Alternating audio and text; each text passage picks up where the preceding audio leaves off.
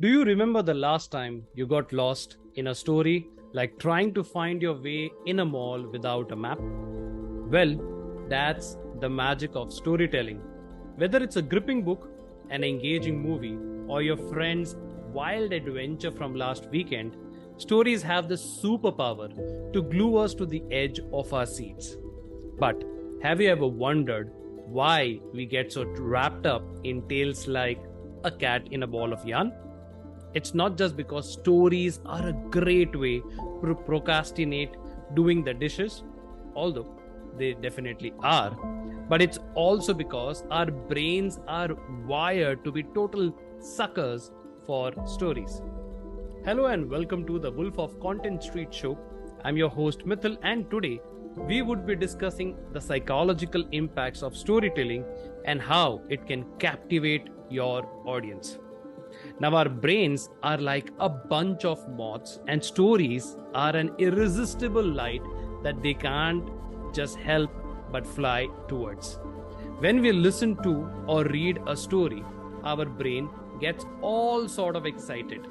It releases chemicals like dopamine and oxytocin, the brain's version of a happy dance.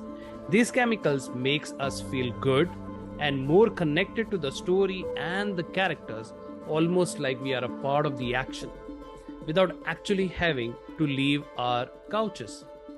Stories are like that one friend who helps you figure out your life's problem but without giving you unsolicited advice.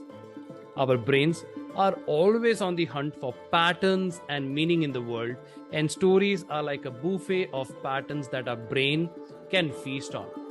When we hear a story, our brain tries to connect the dot and makes sense of what's happening, kind of like solving a mystery.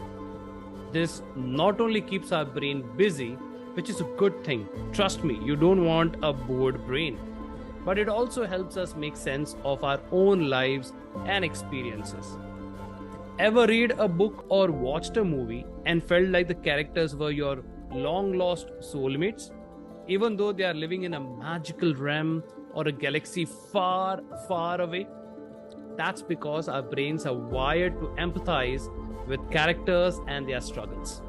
When we see characters going through challenges and emotions, our brain goes like, hey, I know that feeling. It's like having a mini therapy session without the awkward coach. This makes stories just not entertaining, but also a way for us to connect with others on a deeper level.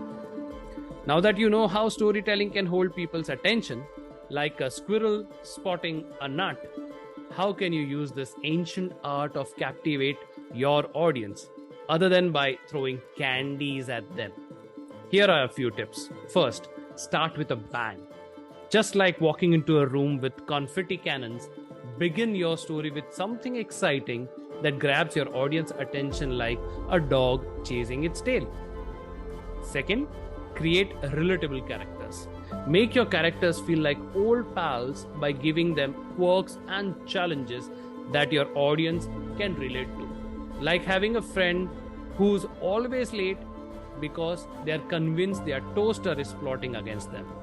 Third, weave a tantalizing plot. Keep your audience hooked up by creating a plot with twists and turns like a roller coaster ride with surprise snack breaks. Tip number 4, appeal to emotions. Make your audience feel all the feels by describing emotions and experiences in a way that hits them right in the heart like a well-aimed hug. And point number 5, wrap it nicely.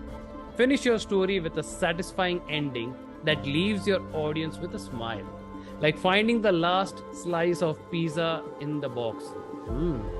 So, remember, storytelling is like a secret potion that can make people laugh, cry, and forget about their troubles, at least temporary. So go ahead, tell your tales and sprinkle some little magic into the world. And with this is Mithyll signing off at the moment. Thank you for listening to this podcast. Meet you again with a new episode. But until then, stay safe, keep smiling, and don't forget to keep creating content. Ciao.